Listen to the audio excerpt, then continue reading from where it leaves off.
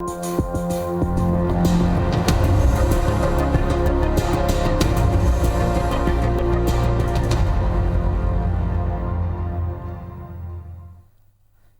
आप देख रहे हैं IBC 24। मैं हूं आपके साथ विजय कुमार पंड्या और हमारे खास कार्यक्रम चुनावी चौसर में आप सभी का स्वागत है।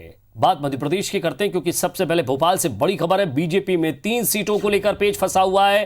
बीजेपी दफ्तर में प्रत्याशियों के नामों पर मंथन जारी है। सीएम शिवराज और बीडी शर्मा बैठक में शामिल हैं। संगठन महामंत्री सुहास भगत भी मौजूद हैं। तो बीजेपी के कई दिग्गज नेता नामों पर चर्चा कर रहे हैं। तो दिल्ली से लेकर भोपाल तक लगातार बैठक पे बैठक, मंथन पर मंथन, और अब बीजेपी दफ्तर में प्रत्याशियों के नामों पर मंथन जारी है। तो सीएम शिवराज, बीडी शर्मा और संगठन महामंत्री सुहास भगत बैठक में शामिल हैं। इससे पहले भी दिल्ली में चुनाव समिति की बैठक हो चुकी है और अब 3 सीटों को लेकर पेच फंसा हुआ है। तो 25 सीटों पर संभावित प्रत्याशी हैं जो कि दल बदल कर आए हैं, और दूसरी तरफ वो 3 सीटें जिन पर निधन के बाद उपचुनाव है।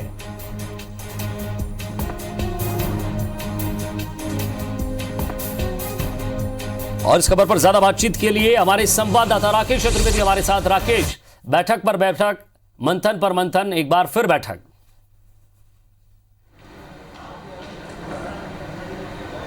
बिल्कुल विजय, और जो मुख्य रूप से मंथन हो रहा है वो है सीटें आगर मालवा, जोरा और ब्यावरा सीट। ये वो सीटें हैं जो कि विधायकों के निधन से खाली हुई हैं, और 3 सीटों में से बात करें 2 कांग्रेस के खाते में थी, जबकि एक जो सीट है वो बीजेपी के खाते में थी। और बीजेपी का पूरा फोकस इन सीटों को लेकर है। दरअसल इन सीटों की बात की जाए, यहाँ पर उपचुनाव होने का अलग कारण है। यहाँ पर कोई दल बदल का जो है कानून नहीं चला। यहाँ पर कोई जो कांग्रेस जिसको मुद्दा बना रही है वो यहाँ पर फार्मूला लागू नहीं होता। यानी बीजेपी का फोकस इस बात को लेकर है कि जो 28 सीट है उनमें से 3 सीट वो सीट चुनी जाए जिस पर कि पूरी तरह से जीत सुनिश्चित हो सके, और बीजेपी इन 3 में से एक भी सीट खोना नहीं चाहती। यही कारण है कि मुख्य रूप से जो एक तरफ 25 सीटों का चुनाव है, दूसरी तरफ इन 3 सीटों पर फोकस किया जा रहा है। और जो न सिर्फ फोकस किया जा रहा है बल्कि इन 3 सीटों के लिए अलग से बैठक भी हो रही है। और बैठक की बात करें, सीएम शिवराज सिंह चौहान के साथ प्रदेश अध्यक्ष बीडी शर्मा बीजेपी के इस बैठक में मौजूद हैं। वही उपचुनाव प्रबंधन समिति के जो अध्यक्ष हैं भूपेंद्र सिंह, वो इस बैठक में हैं, और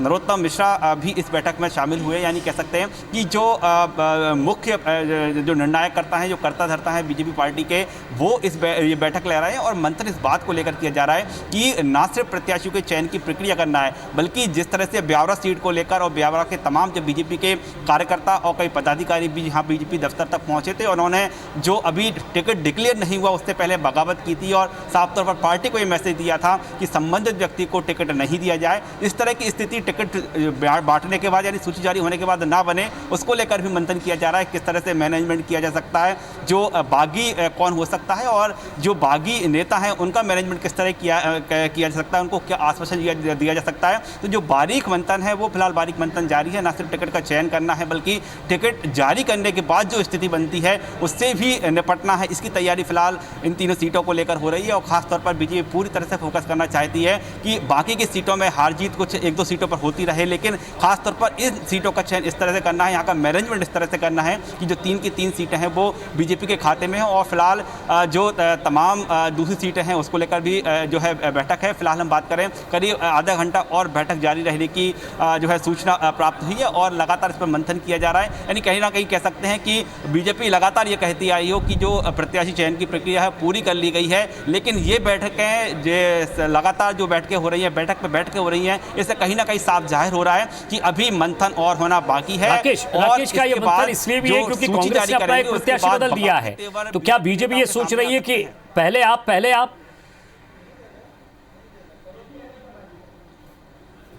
देखिए, फिलहाल हम बात करें तो ये तो पूरी बीजेपी की तैयारी है, क्योंकि बीजेपी ने अब तक अपना एक भी कैंडिडेट जो है डिक्लेयर नहीं किया। जबकि कांग्रेस की बात करें, कांग्रेस ने 24 सीटों पर अपना प्रत्याशी उतार दिया है, अपने उम्मीदवार जो है घोषित कर दिए हैं। लेकिन अभी भी जो बैठकें हो रही है, मंथन हो रहा है, वो कहीं ना कहीं इस बात का सूचक जरूर है कि हाँ, बीजेपी को डर है कि टिकट जारी करने के बाद, जिनको टिकट दिए जा रहे हैं उनके जारी होने के बाद जिस तरह से पहले से जो बगावती सुर आए हैं वो बगावती सुर अभी भी आ सकते हैं, और उसका मैनेजमेंट किस तरह किया जाए। दरअसल जो फोकस इस बात को लेकर किया जा रहा है कि जिस प्रत्याशी को चयन करना है, जिस पर मंथन होना था, जिसका नाम सबसे आगे है, लगभग उसको बीजेपी जो है तमाम जो करता धरता है वो आगे मानकर चल रहा है। लेकिन इसके बाद की जो स्थिति निर्मित होगी उसका मैनेजमेंट किया जाए, कैसे किया जाए, इसको लेकर जो है फोकस हो रहा है। ऐसे तमाम नेता जो कि नाराज हैं उनको कैसे मनाया जाए, क्या उनको कोई आश्वासन दिया जाएगा भविष्य में उनको, या फिर जो तमाम निगम मंडल और जो तमाम कवायद सरकार की ओर से की जाती है कि उसमें उनको नाम रहेगा। ये तमाम जो है मैनेजमेंट की बातें हैं। फिलहाल इन्हीं बातों को लेकर, इन्हीं चीज़ों को लेकर जो है मैनेजमेंट की पूरी ये बैठक हो रही है। और फिलहाल जिस तरह से संकेत हम मिल पा रहे हैं, हम देख पा रहे हैं कि लगातार मंथन का जारी, यानी कह सकते हैं कि जो बात कही जा रही थी कि कुछ ही देर में, कुछ ही समय बाद आजकल में सूची आ सकती है, तो ऐसे में भी मंथन जो है अभी कंप्लीट नहीं हुआ, यानी कह सकते हैं कि सूची आने में अभी 1 से 2 दिन का इंतजार करना पड़ सकता है। राकेश, नजर बनाए रखिएगा बैठक पर, क्या निकल कर आता है इस मंथन से, क्या निकलता है उस पर भी हमारी नजर रहेगी। बहुत बहुत शुक्रिया इस तमाम बातचीत के लिए। एमपी बीजेपी अध्यक्ष वीडी शर्मा ने कहा है कि जल्द ही मध्य प्रदेश के लिए उपचुनाव में उतरने वाले प्रत्याशियों की घोषणा कर दी जाएगी। वहीं कांग्रेस के सर्वे में बीजेपी की हार बताने वाले पर उन्होंने कांग्रेस पर तंज कसा है। उन्होंने कहा कि राहुल गांधी ने सर्वे कराया जिसमें बीजेपी आ रही है, बीजेपी विकास के मुद्दे पर चुनाव लड़ रही है और बीजेपी के साथ जनता है, कांग्रेस को तो उम्मीदवार ही नहीं मिल रहे हैं। उन्होंने कहा कि जनता कांग्रेस का वचन पत्र पहले भी देख चुकी है, उसने क्या किया ये भी सभी ने देखा। वीडी शर्मा ने कहा कि बीजेपी भी संकल्प पत्र लाएगी। सरकार ने 6 महीने में जितना काम किया है उसको बयान और बखान करने की जरूरत नहीं है। समिति की बैठक हुई, मतलब जल्दी ही निर्णय हो जाएगा। और राहुल गांधी जी की एजेंसी ने सर्वे कराया है शायद, और राहुल गांधी जी की एजेंसी सर्वे कराएगी तो क्या होगा, वो जो कह रहे हैं वही होगा। इसलिए वो अपना सर्वे देखें। भारतीय जनता पार्टी शिवराज सिंह चौहान के नेतृत्व में मध्य प्रदेश के विकास के मुद्दे पर चुनाव है, इसलिए कांग्रेस के पास कुछ बचा नहीं है, जमीन है नहीं, तो और क्या बोल सकते हैं, यही बोल सकते हैं। और इधर धार के बदनावर उपचुनाव में अब कमल सिंह पटेल कांग्रेस के प्रत्याशी होंगे। इससे पहले कांग्रेस ने अभिषेक सिंह टिंकू को अपना उम्मीदवार बनाया था। कांग्रेस जिला अध्यक्ष बाल मुकुंद सिंह गौतम ने बताया कि आला कमान के निर्देश पर कमल सिंह पटेल को बदनावर उपचुनाव के लिए अधिकृत प्रत्याशी बनाया गया है। दरअसल अभिषेक सिंह टिंकू का नाम घोषित होने के बाद से ही पार्टी में आपसी खींचतान और नाराजगी बढ़ गई थी। साथ ही प्रत्याशी बदलने की मांग चल रही थी, जिसके बाद आला कमान ने कमल सिंह पटेल को अपना अधिकृत प्रत्याशी बनाया है। कमल सिंह पटेल बदनावर के सीनियर कांग्रेसी हैं और क्षेत्र में उनका खासा दबदबा है।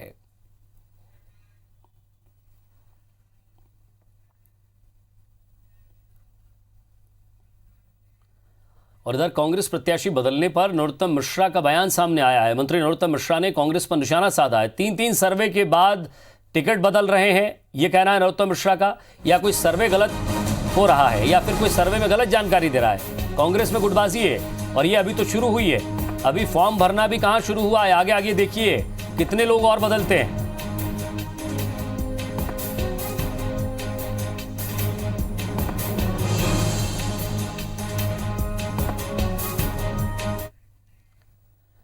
और मध्य प्रदेश के अनूपपुर विधानसभा सीट से संभावित उम्मीदवार मंत्री बिसाहूलाल सिंह का एक वीडियो वायरल होने के बाद सियासत गर्मा गई है। सोशल मीडिया में वायरल तस्वीरों में प्रदेश के खाद्य मंत्री बिसाहूलाल सिंह नोट बांटते दिख रहे हैं। हालांकि उन्होंने वीडियो को लेकर सफाई दी है। बताया जा रहा है कि यह तस्वीर जनसंपर्क के दौरान की है। तब कुछ कन्याओं ने कलश रखकर बिसाहूलाल का स्वागत किया था, जिसके बाद उन्होंने खुश होकर नोट बांटे थे। बवाल मचने के बाद मंत्री बिसाहू का कहना है कि वीडियो आचार संहिता लगने से पहले का है। बीजेपी में कन्या पूजन की परंपरा है और वो इसी का निर्वहन कर रहे थे। वहीं कांग्रेस ने बिसाहू के साथ साथ बीजेपी को भी घेर लिया है। कांग्रेस ने मतदाताओं को खरीदने का आरोप लगाते हुए चुनाव आयोग से जांच की मांग की है।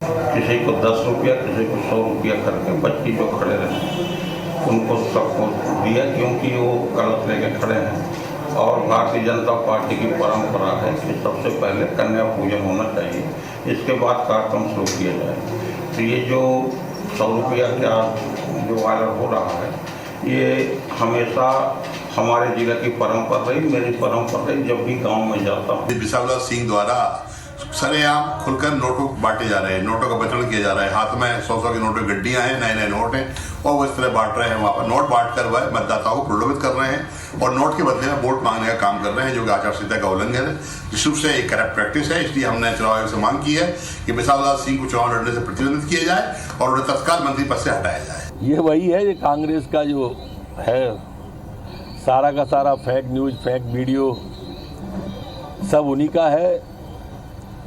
कभी की कोई बात कहीं चुपकाते हैं। अरे भाई चुनाव लड़ो ना सामने आके। और मुरैना में चुनावी सभा को संबोधित करते हुए केंद्रीय मंत्री नरेंद्र सिंह तोमर ने कांग्रेस पर जमकर हमला बोला है। तोमर ने कहा है कि कांग्रेस गांधी जी की प्रतिमा पर फूलमाला चढ़ाकर केवल नौटंकी करती है। अगर उनके सिद्धांतों को कांग्रेस नेता अपनी सरकार में और अपने आदर्शों में शामिल किए होते तो आज भारत विश्व के अग्रणी देशों में शामिल होता। केंद्रीय मंत्री ने राहुल गांधी पर कटाक्ष करते हुए कहा है कि सत्ता हासिल करने के लिए ऐसे कर्मों का करना भी जरूरी है। अगर ऐसा नहीं हुआ होता और गांधी परिवार की दुकान फेल हो गई, सत्ता हाथ से चली गई। तोमर ने इस मौके पर बीजेपी नेताओं को याद करते हुए कहा कि इस पार्टी में ऐसा कोई भी नेता नहीं रहा जिसने कभी अपने लिए काम किया हो, चाहे वो श्यामा प्रसाद मुखर्जी हो या राजमाता विजयाराजे सिंधिया या फिर अटल बिहारी वाजपेयी। सभी नेता ने समाज और देश के अलावा कुछ नहीं सोचा। बड़े सम्मान के साथ शिवराज सिंह चौहान की सरकार अगर महात्मा गांधी के कहे हुए एक वाक्य को भी जवाहरलाल जी से लेकर राहुल गांधी तक किसी ने भी अपने जीवन में स्वीकार करके सरकार के निर्णय में शामिल कर लिया होता तो आज हिंदुस्तान दुनिया को टक्कर देने वाला देश बन गया होता।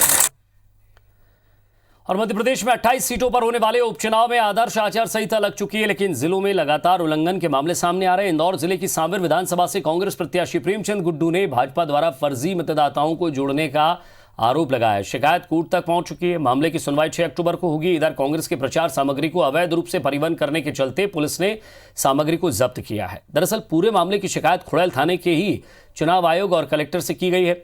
गुड्डू का आरोप है कि इंडेक्स हॉस्पिटल के अंदर फर्जी मतदाताओं को जोड़ने का काम रविवार को चल रहा था। बीएलओ करीब 2000 फर्जी मतदाताओं के नाम सूची में जोड़ रहे थे। पुलिस ने कांग्रेस प्रत्याशी प्रेमचंद गुड्डू के खिलाफ आदर्श आचार संहिता के उल्लंघन का मामला दर्ज किया है। फर्जीवाड़ा सांवेर की विधानसभा में प्रशासन ने किया है, लेकिन जो नियम है उन नियमों के तहत ही हमने कलेक्टर को पहले सूचित किया है, भारत निर्वाचन आयोग को सूचित किया है और हाई कोर्ट में भी एक पिटीशन लगाई है जो 6 तारीख को हियरिंग पे है सुबह।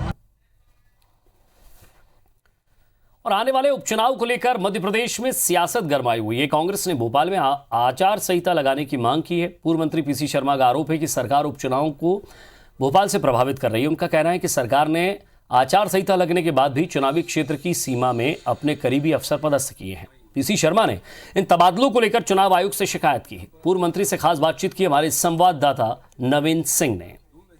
मध्य प्रदेश में चुनावी तारीखों का ऐलान होते ही कांग्रेस बीजेपी आमने सामने है। कांग्रेस की नाराजगी है कि मध्य प्रदेश की भाजपा सरकार सत्ता का दुरुपयोग कर रही है, मनमाफिक तबादले कर रही है, सीमावर्ती क्षेत्रों में अपने अधिकारियों की पदस्थापना कर चुनावों को प्रभावित करने की कोशिश हो रही है। मेरे साथ पूर्व कानून मंत्री कांग्रेस के सीनियर एमएलए पीसी शर्मा है। सर, आपने चुनाव आयोग में शिकायत भी की है, क्या नाराजगी है? आपको क्यों लगता है कि सत्ता का दुरुपयोग हो रहा है? नहीं, सत्ता का दुरुपयोग है और जब आचार संहिता लग गई है उसके बाद भी मंत्रालय में बैठ के ये ट्रांसफर पोस्टिंग कर रहे हैं, इसमें भ्रष्टाचार हो रहा है। और हमारी मांग है कि भोपाल में भी आचार संहिता लगे जिससे ये ट्रांसफर पोस्टिंग होकर इसमें भ्रष्टाचार न हो।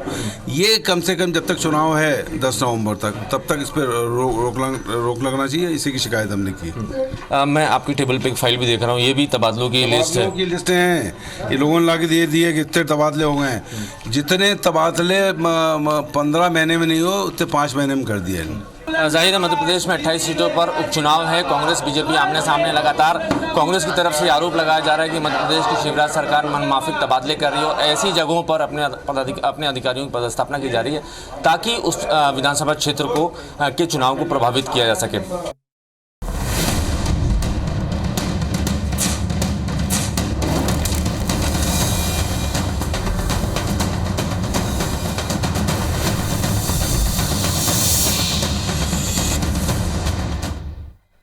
और अब बात करेंगे मरवाही की महाभारत की। जी हां, छत्तीसगढ़ में एक सीट मरवाही जिस पर उपचुनाव है। प्रदेश कांग्रेस चुनाव समिति की बैठक 9 अक्टूबर को शाम 7 बजे राजीव भवन में होगी और इस बैठक में मुख्यमंत्री भूपेश बघेल, पीसीसी प्रभारी पीएल पुनिया, प्रदेश कांग्रेस अध्यक्ष मोहन मरकाम समेत समिति के सभी सदस्य शामिल होंगे। बैठक में मरवाही उपचुनाव के प्रत्याशी के नाम पर चर्चा होगी। बैठक में मुख्यमंत्री भूपेश बघेल के कराए सर्वे में आए नामों को रखा जाएगा। साथ ही संगठन स्तर से आए नामों को लेकर चर्चा होगी। प्रदेश कांग्रेस अध्यक्ष मोहन मरकाम 2 बार मरवाही का दौरा कर चुके हैं। भाजपा चुनाव समिति की बैठक में मरवाही उपचुनाव के लिए 4 नामों का पैनल केंद्रीय चुनाव समिति को भेजा गया है। संभव है कि मरवाई उपचुनाव के लिए कांग्रेस भी 4 नामों का पैनल आला कमान को भेजेगी। वहीं संभावना है कि जनता कांग्रेस छत्तीसगढ़ से अमित जोगी ही प्रत्याशी होंगे। एआईसीसी के छत्तीसगढ़ प्रभारी पीएल पूनिया 9 और 10 अक्टूबर को छत्तीसगढ़ के दौरे पर रहेंगे। 9 अक्टूबर को पीएल पूनिया प्रदेश कांग्रेस की चुनाव समिति की बैठक में सम्मिलित होंगे। इस बैठक में मरवाही उपचुनाव के लिए कांग्रेस के प्रत्याशी के नामों पर विचार किया जाएगा। तो छत्तीसगढ़ में रिक्त हुई मरवाही विधानसभा सीट के लिए आगामी दिनों में उपचुनाव होना है और इसके लिए राजनीतिक दलों की सक्रियता बढ़ गई और इसी कड़ी में आज कांग्रेस और जीसीसीजे का जनसंपर्क अभियान देखने को मिला है। कांग्रेस की ओर से जिले के प्रभारी मंत्री जयसिंह अग्रवाल ने आज चुनावी जनसंपर्क अभियान के तहत गौरेला के लालपुर और पेंड्रा के पदगमा और सोन बचरवार गांव में पहुंचकर पार्टी कार्यकर्ताओं और आम जनता से मुलाकात की, जहां विरोधी पार्टी के लगभग 60 कार्यकर्ताओं का कांग्रेस में प्रवेश करवाया है। इधर जीसीसीजे नेता और मरवाई से प्रबल दावेदार अमित जोगी ने जिले के सीमांत गांव बरोरा स्थित नटेश्वरी देवी मंदिर में पूजा अर्चना कर चुनावी जनसंपर्क की शुरुआत की। पहले दिन अमित जोगी क्षेत्र के 10 गांव में पहुंचे और इस दौरान अमित जोगी ने राज्य की कांग्रेस सरकार पर निशाना साधा।